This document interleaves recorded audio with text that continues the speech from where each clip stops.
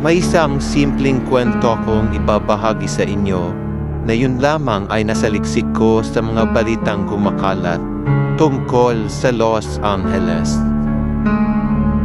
Noong January 6, 2025, ang lungsod ng Los Angeles ay nagsaya sa pagdiriwang ng Global Award.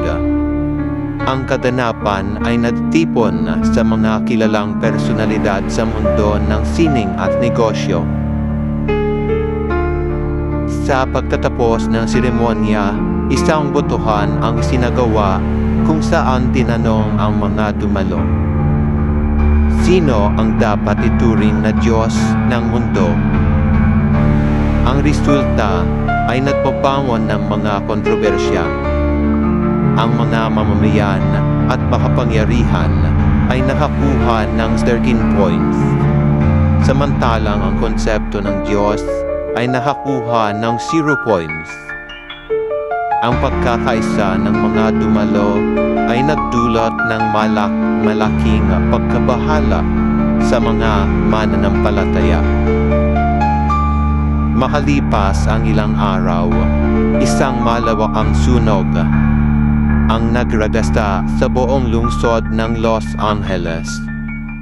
Ang apoy ay nagmula sa hindi man lamang pinagmulan at mabilis na kumalat. Ang mga sasakyan at bahay ay nagiging mga sunog na kalansay. Ang mga residente ay nagmadali sa paglikas, ngunit marami ang hindi nakalikas. Sa gitna ng kaguluhan, 2 bahay ang hindi naapektuhan ng apoy. Ang unang bahay ay pag-aari ng isang sakristan at mangbabasa ng simbahan. Ang mga rebulto ng mga santo at Diyos ay nakalagay sa kanilang tahanan. Ang pangalawang bahay ay pag-aari ng isang Katoliko na naniniwala sa kwento at buhay ng mga santo at Diyos. Ang mga simbahan sa lungsod ay hindi rin nasunog. Tulad ng mga Biblia at rebulto ng Diyos na hindi nagalaw ng apoy.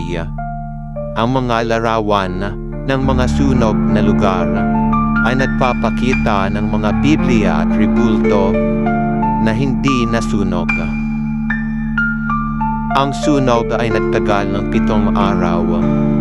Nang magtapos ang lungsod, ay nagmukhang isang kalansay. Ang mga residente ay nagbalik sa kanilang mga nasunog na tahanan. Ang mga simbahan ay nagsilbing sentro ng pag-asa at pagtutulungan.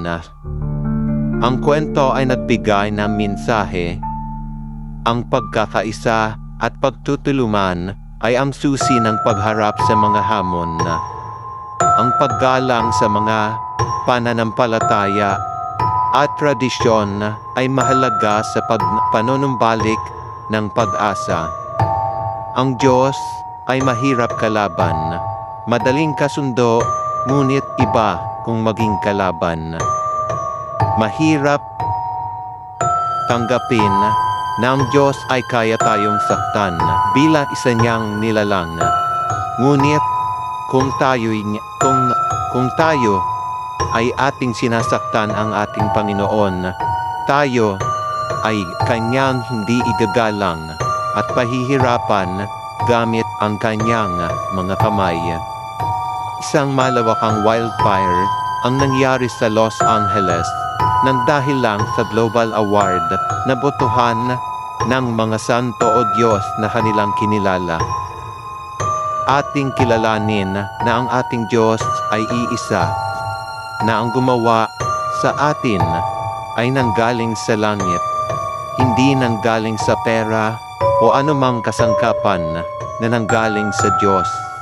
Ginawa lang nating Panginoon ang pera dahil yon ang nagbibigay sa atin ng buhay sa pang-araw-araw.